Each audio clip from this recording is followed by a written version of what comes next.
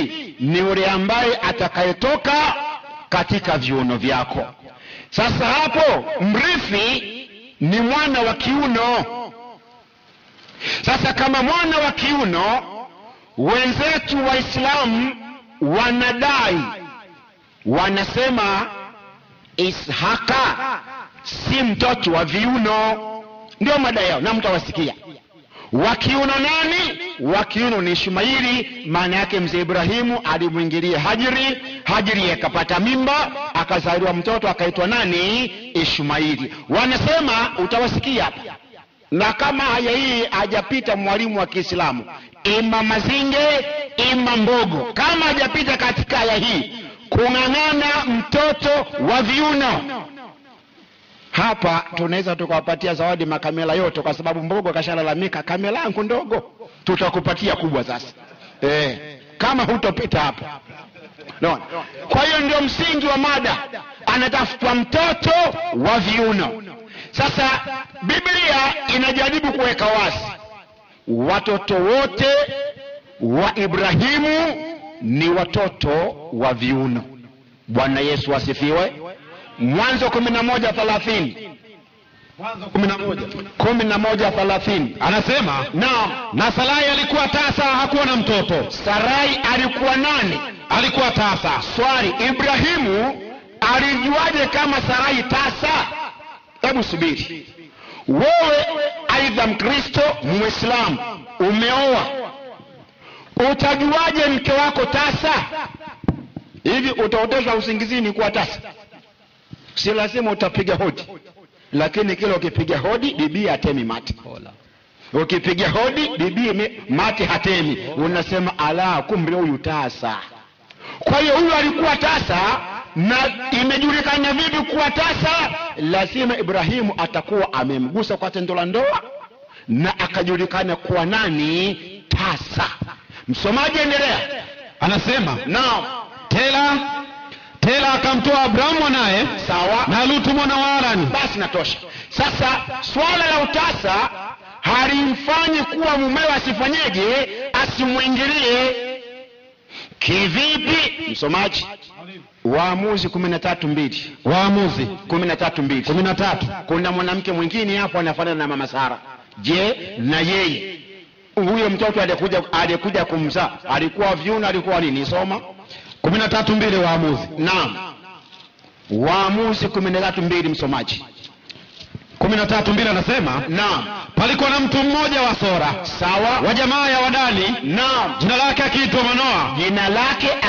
Manoa, na mkewe alikuwa tasa. Alikuwa nani? Tasa. Kwa hiyo Sara tasa, huyu mke wa Manoa tasa. Sasa alijuaje mmewe kuwa ni tasa? Utaoteshwa usingizini. Ina maana alimwingilia akajua kumbe mke wangu tasa, lakini baadaye Mungu alikuwa amefungua tumbo. Kwa hiyo kama alivyofungua tumbo kwa mama Manoa, ndivyo alivyofungua tumbo kwa mama Sara. Mwingine nenda Luka 1:36 kwa muda. 1:36 anasema, tena ndio tazama jamaa yako Elizabeti, sawa, naye atachukua mimba ya mtoto mwanamume katika uzee wake. Elizabeti si alikuwa tasa? Ina maana Mungu alikuwa amemfunga tumbo, baadaye akafanyaje? Mungu akafungua tumbo. Kwa hiyo hatutasema eti Yohana Mbatizaji yeye si mwana wa viuno kwa sababu mama yake alikuwa tasa. Hatutasema eti Samsoni sio mwana wa viuno kwa sababu mama yake alikuwa tasa. Hapana, wote walikuwa matasa, lakini Mungu akawafungua matumbo wakazaa. Bwana Yesu asifiwe. Amen. Huo ndio ukweli wa Biblia. Sasa kwa sababu Ibrahimu aliomba mtoto, Sara kweli alikuwa amefungwa tumbo, lakini baadaye Mungu akamfungua tumbo, akafanyaje? Akazaa. Hili sio Biblia tu peke yake. Msomaji. Naam mwalimu. Qur'ani. Ndio. 11:71 surati Hud 71 anasema na mkewe Ibrahim bi Sara. Rudia tena. Na mkewe Ibrahim bi Sara. Mkewe Ibrahim bibi Sara. Sara ndiye mke halali wa ndoa wa mzee Ibrahimu. Hajiri tunakubali mwana wa Ibrahimu, lakini amezaliwa na mama Hajiri. Huyu Ishmaili kazaliwa na mama Hajiri. Mama Hajiri tunamkubali, lakini ni nje ya ndoa. Kwa Ishmaili amepatikana nje ya ndoa. Ndio maana Qur'ani haisemi na mkewe Ibrahimu mama Hajiri. La, Qur'ani inajua mke wa Ibrahimu Sara. Rudia tena, na mkewe na Ibrahimu ndio bibi Sara. Bibi Sara alikuwa akasimama wima anawatumikia. Sawa. Akacheka. Malaika wanakwenda kwa Lutu kuangamiza Sodoma na Gomora. Wamepita kwa Ibrahimu, mkewe akaanza kuandalia chakula. Endelea. Akacheka aliposikia hivyo. Sawa. Basi tukampa habari njema. Tukampa habari njema ya kuwa watazaa mtoto wamwite na Ishaq. Watazaa mtoto. Hivi kuzaa wanazaje? Kama mwanamke huyo angekuwa mtoto wa mama Sara peke yake, angesema utazaa mwana, utamwita Isaka. Kama alivyoomba Mariamu, utazaa mtoto, utamwita Yesu. Huko anaambiwa mtazaa. Ni nafsi zaidi ya moja. Ina maana anaambiwa Ibrahimu na mke wake mama Sara, mtazaa mtoto. Rudia tena maneno hayo. Anasema na basi tukampa habari njema. Sawa. ya kuwa watazaa mtoto wamwite na Ishaq. Tupe habari.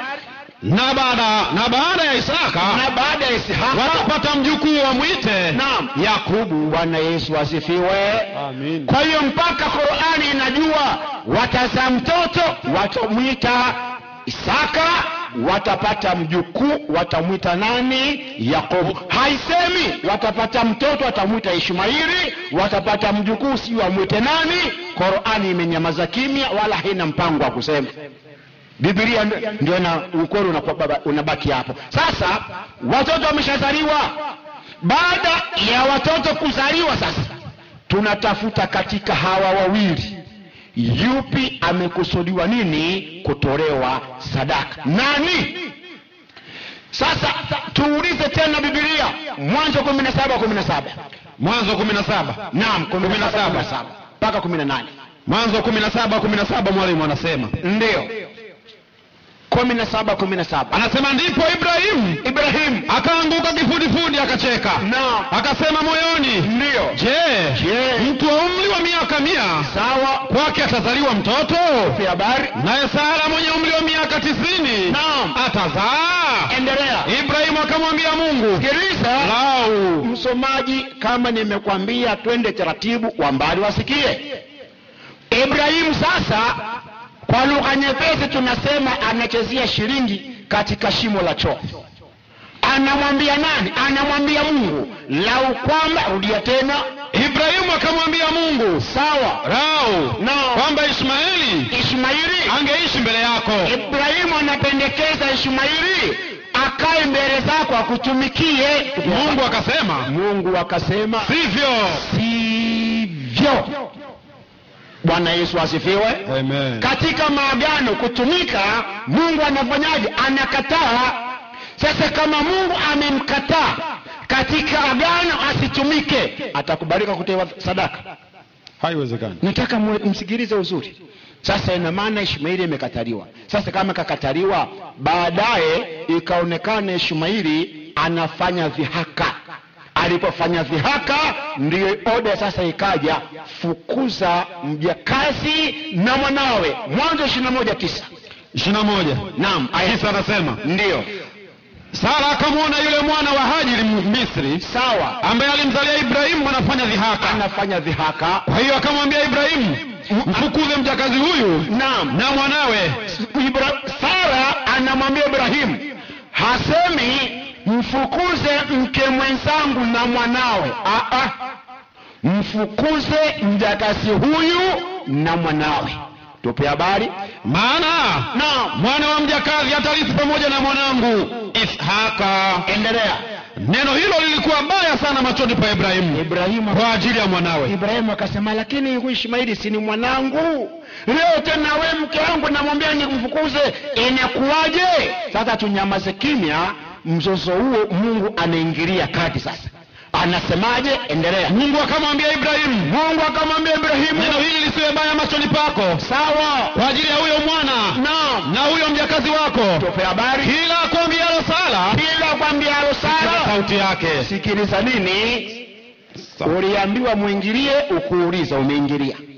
Kazaliwa mtoto, fukuza, una sita, muondoe. Ndio kiendelea hapo, akachukuana sasa, wakatengenezwa chakula, wakapotea katika jangwa la Beersheba. Huyu mtoto akaishi kaparani, mama yake akamtafutia mke kutoka Misri. Kwa kaondolewa. Baada ya kuondolewa, ina maana katika familia amebakia mtoto mmoja. Wanani? Halali wa mzee Ibrahim, ambaye amempata katika ndoa. Ndio sasa likaja agizo. Agizo linasemaje? 22:1 Mwanzo. 22:1 Mwanzo. Naam. Anasema, naam, ikawa baada ya mambo hayo, baada ya kufukuzwa Ishmaeli na mama yake, baada ya mambo hayo, Mungu alimjaribu Ibrahimu. Naam. Akamwambia Ibrahimu, naye akasema, mimi hapa. Mimi nipo hapa. Akasema, naam, umchukue mwanao, mwana wako wa pekee umpendaye Isaka. Mwana wako wa pekee umpendaye Isaka. Msomaji anakwenda haraka sana. Twende kimhadhara ili watu waelewe. Usisome kama tupo kwenye effort. Hapa tupo katika mhadhara.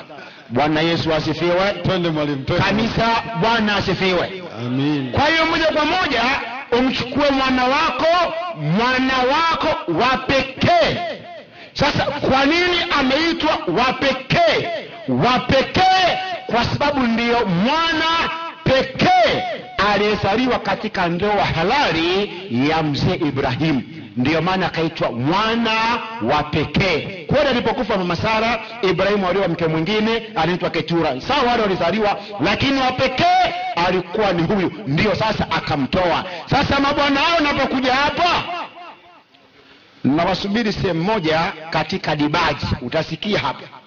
Biblia yenyewe ilitaka ifikiriwe, siji neno ili hata jina la Mungu lenyewe likafikiriwa. Baada ya kuweka hata wasema kama jina limefikiriwa, kwa hiyo moja kwa moja fikira zao sasa wasema hata jina la Ishmaeli limeondolewa, limekuwa nani? Isihaka. Na kama utaingia hapo, wanajifanya kaongea nasi, waache. Kama utaingia hapo, nitakuuliza maswali, utakwenda kujibia kaburini. Kama utaingia katika dibaji, mbona hapa jina lenyewe Biblia inafanya hivi? Kama utaingia hapo, maswali wanakiri, ndio atakwenda kukuuliza maismuka, madinuka. Sasa ukijua duniani utajua kaburini. Sasa katika mazingira hayo ndivyo wanaposimama, lakini kiukweli Biblia inafundisha mwana pekee aliyekusudiwa kutolewa sadaka ni Isihaka, wala sio Ishmaeli. Twende kwenye Qur'an. Kwa sababu gani tunakwenda kwenye Qur'an? Msomaji. Naam mwalimu. Wewe msomaji. Ndio. 87 18. Hii sasa inatupa reference. Twende kwenye Qur'an. Inasemaje? 87:18 anasema, naam, hakika haya mnayoambiwa humu katika Qur'an, naam, yamo katika vitabu ndio vilivyotangulia. Tupe habari. Vitabu vya Ibrahimu 1 na Musa 2 na wengineo. Ndio kina Paulo, kina Yeremia, ndio na wengineo. Sasa wanaingia hapo. Kwa Qur'ani inasema inna hadha la fi suhfi ula suhfi Ibrahima wa Musa. Mnayoambiwa humu yamo katika vitabu vilivyotangulia. Kwenye vitabu vilivyotangulia tumeona aliyekusudiwa kutolewa sadaka ni Isaka, sio Ishmaeli. Ndio vitabu vilivyotangulia. Sasa tuulize Qur'ani, tunaambiwa yaliyomo kwenye Qur'ani yamo katika vitabu vilivyotangulia. Je, Qur'ani inakubali Ishmaeli ama Isaka sadaka dhabihu ni nani? Somaji. Mwalimu, wewe utafuatilia Kiswahili, mimi nafuatilia Kiarabu, ndio makuzi tuliokulia. Twende mwalimu. Mwenye kuchukia na achukie. Kwani nimewaambia nyinyi mbaki katika Uislamu, simbatizwe. 37:100 ndio 37:100 anasema, naam, surati As-Safat. Anasema Now, Mola wangu, bado 5, rudia tena. Mola wangu, Mola wangu, nipe mtoto Naam. awe miongoni Ndio wa watenda mema. watenda mema. Tupe habari. Ndipo tukampa habari njema, Ndipo tukampa habari njema ya kuwa atapata mtoto mpore. Naam. Basi akapata, naye Naam. ndiye Nabii Ismaili. Takbir. Wanapima maji. Wanaona hii ndio yenyewe ama sio? Ibrahimu anaomba nipe mtoto, anasema akapata mtoto mwema. Lakini sasa cha kusikitisha, shekhe ndo amefasiri Qur'an.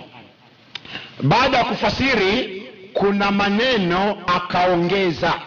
Sasa hayo aliyoongeza, bahati nzuri katika Martin ni maneno ya Kiarabu, bahati nzuri maneno hayo hayapo, ndio maana kafanyaje, kafungia bracket. Neno gani halipo? Neno Ishmaili.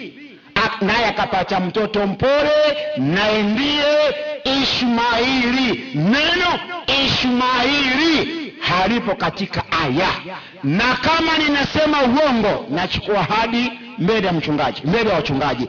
Kama nasema uongo, neno hili kama halijaongezwa, limo katika aya, linapatikana kwenye Kiarabu ndani ya aya hii.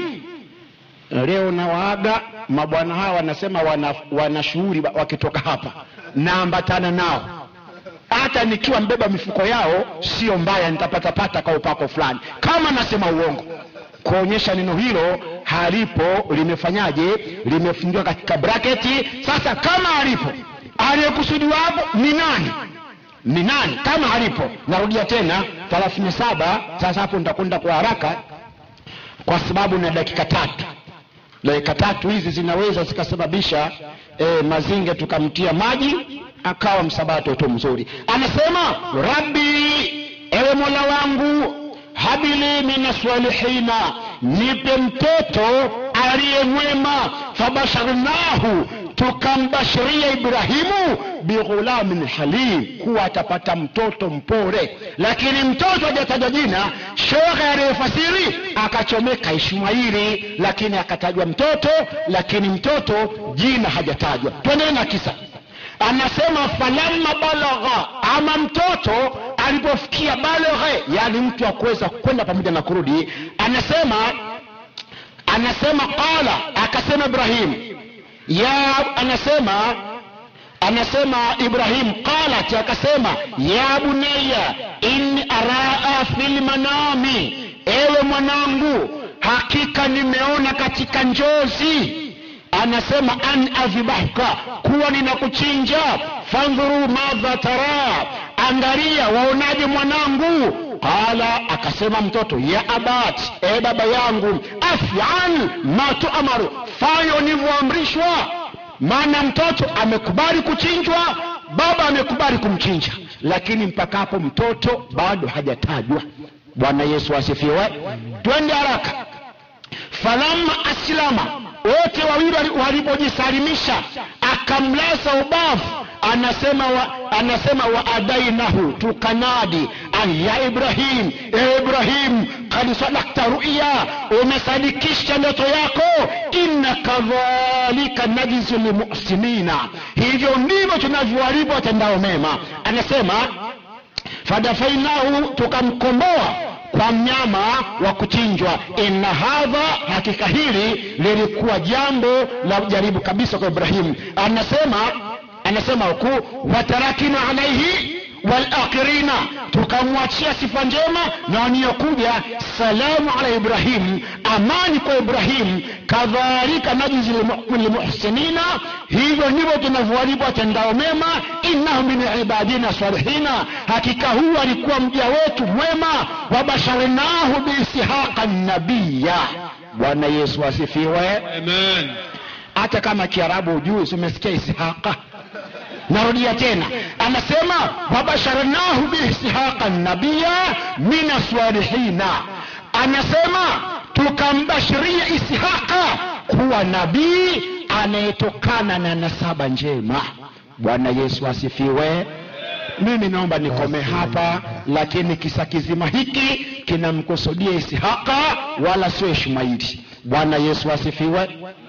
Tumsifu Yesu Kristo. Waislamu takbiri. Basi shukrani sana mwalimu wa Kikristo kwa wasilisho hilo zuri kabisa.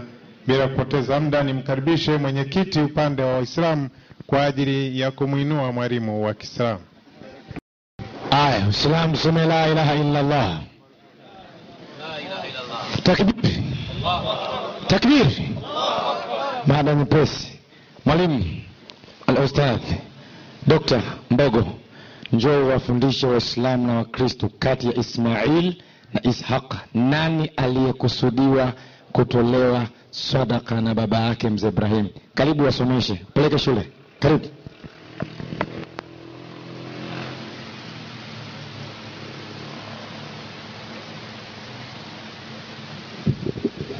Assalamu alaikum wa rahmatullahi wa barakatuh.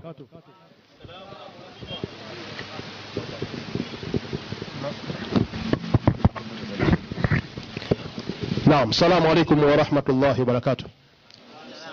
Ndugu zangu Waislamu na wasiokuwa Waislamu, tumeweza kumsikiliza mwalimu anajifunza. Maana yake ni wa siku nyingi, lakini mpaka leo bado hajaelewa, kwa maana kuna mambo ambayo ameyaweka hapa kama ahadi, na akaniahidi kamera zote zitakuwa za kwangu leo zote hapo, akiwa anaahidi kwamba kama nitaacha kupitia lile andiko la 12:4 Mwanzo mpaka 5 kwamba mtoto wa viuno, yani kama nitaacha kupitia kamera zote zangu. Sasa nataka tujue kama ahadi yako, kwa sababu Qur'an nasema 4:120 kwamba shetani akiahidi huwa ahadi yake sio ya kweli. Sasa mimi leo sipitii. Sasa ili usiwe shetani, kamera mtatukabidhi baada ya kumaliza. Waislamu takbiri. Sasa ili usiwe shetani, kama Qur'an inavyosema sura 4:120 kwamba shetani anaahidi ahadi ya uongo, sasa mimi sipitii mpaka namaliza, alafu tuone kama kamera utanipa au ulikuwa ibilisi muda wakati tunazungumza. Sasa mimi sianzi huko. Wewe unatutengenezea maneno tupite unapotaka wewe. Hapana. Mbona mada hii ni pesi tu kama ile ya mwanzo? Umehangaika, mishipa ya shingo inatoka na bado tu hujaweza kuelewesha watu wakaelewa. Ndugu zangu Waislamu, sisi lengo letu ni kufundisha, na tunahitaji watu wafahamu. Na mimi leo nitaitaka Biblia ndio ifundishe zaidi. Japo mwenyewe anang'ang'ania Kiarabu, wakati pia kuna maneno mengi yanayaharibu. Tena hii Tanga ndio ina mabingwa wanaojua lugha. Mimi mwenyewe nimezaliwa Tanga hapa. Hii Tanga katika Tanzania nzima, Tanga ndio inaongoza kwa lugha faswaha ya Kiarabu. Kwa sababu hapa kuna vyuo vingi hapa vya kilugha, elimu ya dini. Kwa hiyo wala usiguse kwenye lugha, kuna watu ni fani zao. Naweza tukamleta mtoto mdogo tu hapa ikawa shida. Sasa mimi nifundishe jambo moja. Kwanza tuiulize Qur'an. Mwenyezi Mungu naomba atuambie Qur'an katika sura ya 37 aya anzia 99. Naam. Qur'an sura ya 37 aya ya 9 inasema 99. 9 kwa 9 yake juu yake. Naam. Na mnasema na Ibrahimu akasema. Sasa Mwenyezi Mungu anatupa kisa cha Ibrahim, Nabii Ibrahim alayhi salam. Na Ibrahimu akasema, naondoka katika nchi hii, ndio, na kwenda Shamu, ndio, nchi aliniamrisha Mola wangu. Ndiye atakayeniongoza na kunitengenezea kila yangu. Naam. Mola wangu, ipe mtoto awe miongoni mwa watenda mema. Ndio. Ndipo tukampa habari njema ya kuwa ndio atamzaa mtoto mpole. Basi akapata, ndio, na ndiye nani? Nabii Ismail. Basi tulia kwanza. Huyu bwana hapa akasema kwenye matini haijataja neno Ismaili, Sheikh kaongeza tu. Ni mabano. Yaani kama unaanza kubagua mabano leo, Biblia unaweza ukaikataa leo. Unaweza ukaikataa kabisa. Tunao Biblia hapa, yale maneno mabano yale imeondoa aya zote kwa sababu imekataa kwamba hapa ni mabano, inakataa. Unaweza ukaikataa na Biblia kuna maneno utamkataa Yesu. ila mimi sitaki kwenda huko leo. Leo nataka niwafundishe Wakristo wafahamu nani aliyekusudiwa kutolewa sadaka kimaandiko, sio ushabiki. Sasa tumekuta kisa ndani ya Qur'an kinaeleza sababu za Ibrahimu mpaka anamuomba Mwenyezi Mungu kwamba naondoka hali ya kuwa sina mtoto. Zamani hao walikuwa wanasema Ibrahimu ndani ya Qur'an, sio Ibrahimu ndani ya Biblia. Sasa hivi wameelewa kidogo. Sasa nisomee kwanza, weka alama hapo. Nisomee Mwanzo sura ya 12 aya ya kwanza. Kuna vitu wewe umeviingiza vya hatari sana kwenye Ukristo. Mwanzo vinaweza vikawapeleka motoni hivi hivi. 12:1. Bwana akamwambia Abraham. Sikilizeni jamani wa Kristo, hili jambo hili mnaweza mkashabikia, kumbe mnashabikia moto. Sikilizeni kinachozungumzwa na alichokisema mwalimu wenu. Endelea. Toka wewe katika nchi yako. Kama hii historia inakuja kwenye Qur'ani na Ibrahimu anatoka hali hana mtoto, na huku tunakuta kisa ni kile kile. Endelea.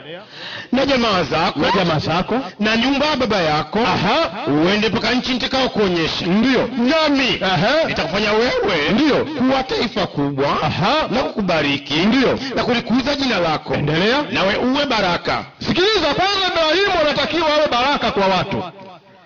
Endelea kidogo. Nami ndio itabarikiwa kubarikiwa. Sikilizani hilo. Mungu anaahidi, ni ahadi ya kweli, sio ya uongo. Nitawabariki wa kubarikiwa wewe. Naye akulanie nini? Nitamlaani. Sasa angalia, tunagawana makundi mawili hapa, Waislamu na Wakristo. Angalieni, Biblia inaanza kutugawa hapa baina ya walimu wa Kiislamu na walimu wa Kikristo, baina ya waumini wa Kikristo na waumini wa Kiislamu. Tunagawana hapa. Mwenyezi Mungu anasema ndani ya Biblia, wewe Ibrahimu utakuwa baraka kwa watu wote, naye atakaye kubariki nami nitambariki, atakaye kulani na mimi nitamlani. Sasa tutaona hapa nani wanapokea laana kati ya Uislamu na Wakristo. Mwalimu aliyetoka anasema Ibrahimu alizaa nje ya ndoa kwa maana ni mzinifu. Hiyo laana sio laana? Laana. Kwa Mungu atakuwa na laana au na laana? Laana hiyo. Tushaachana tayari hapa. Na ndio maana hakuna Muislamu ambaye anaweza akaswali swala mwisho katika kikao kile tahiyatu asimtaje Ibrahimu kwa kumbariki, ili Mungu ambariki. Ibrahimu amezini, hamna hata aibu mbele ya wachungaji. Yaani Ibrahimu eti kazini na Hajiri. Inna lillahi wa inna ilaihi rajiun. Msiba. Mtaenda motoni wa Kristo. Mungu anaahidi. Tena ningesema Biblia, Qur'ani mngesema Qur'ani ndio imesema, Biblia ndio inasema, na nyinyi mnasema mnaikubali. Kuna sababu ya kusema lugha ya Kiarabu hapa kweli? Maneno yako wazi hapa. Kiswahili kiko wazi. Mungu anaahidi atakaye kulani Ibrahimu nami namlani. Sasa kati ya Waislamu na Wakristo nani wanapokea laana? Ni Wakristo. Huyu anasema Ibrahimu mzinifu, na muuliza Mungu sikubali. Yehova, ni kweli Ibrahimu alikuwa amelaaniwa? Aliwahi kuacha sheria na amri zako na hukumu? 26:5 Mwanzo. Sikiliza, Mungu anakataa. Na 26:5 kitabu cha Mwanzo vitu vingine vinatia mpaka huzuni. Mnamtakana nabii wa Mungu, tena mnasema baba wa imani mzinifu. Anasema inna lillahi wa inna ilaihi rajiun. Siba mkubwa. Mtoto mmoja wa mke. Wewe umezaliwa juzi unamlani Ibrahimu. Ibrahimu alikuwa mzinifu. Uogopi mbele ya Wakristo? Na nyinyi mnamwangalia tu mwalimu. Amumshushi. Endelea. Kisha anasema kuna majanga haya. Mtoto wa mke halali. Kwa hiyo mwingine mke. Eti kuna mtoto wa mke halali. Huyu mwingine hawala. Soma hiyo. Tutachoma wewe. Alafu eti walimu wao. Inasema kwa sababu Ibrahimu, sikiliza, Mungu ndio anasema simtetei, Biblia ndio inamtetea. Alisikia sauti yangu, akayahifadhi maagizo yangu, na amri zangu, na hukumu zangu. Wapi kazini wewe mtoto? Njoo urudi hapo uonyeshe ushahidi. Na sheria za Mungu kahifadhi. Wewe anasema mzinifu. Wakristo mnamwangalia mtu anamtukana nabii wa Mungu, tena mnasema baba wa imani. Mtihani mkubwa huu. Eti Ibrahimu alikuwa mzinifu. Sasa angalia, mimi naisachi Biblia. Angalia nao wafundisha wapeleka darasa la bure hili. Sasa Hajira alikuwa ni mfanyakazi, ni mjakazi. Nataka Waislamu na Wakristo kule ambao mkiweka ushabiki pembeni mtanielewa vizuri kuliko mwalimu aliyetoka. Hivi leo kumuoa dada yako na kumuoa mfanyakazi, naomba Waislamu niwaulize mnijibie nyie. Kuwataniua kwa ajili ya mke wangu, naye kweli ni ndugu yangu, binti wa baba yangu, binti wa baba yangu, yani ni dada yake, ila siye mwana wa mama yangu. Kwa hiyo ni mtoto wa baba mmoja, mama wawili tofauti. Ndipo akawa mke wangu. Ndio huyo ni Sara. Sasa kwa nini usimtangaze huyu ndio mzinifu kazini na dada yake? Mnatamtangaza mfanyakazi hivi, kumwoa mfanyakazi na kumwoa dada yako, bora nani hapa mzinifu, nani hapa? Mnawatukana manabii hivi hivi. Mmesoma kweli nyinyi wa Kristo? Sasa leo sisi lengo letu ni kuwafundisha. Sasa mimi nawapa mfano mmoja tu, japo kuna ahadi uliweka, mimi sipiti huko, nasubiria kamera baadaye. Cha msingi tu ni kwamba kwa mujibu wa maandiko uliyoyatoa, sehemu zote ulikuwa unachafua tu na haribu. Galatia 4:21.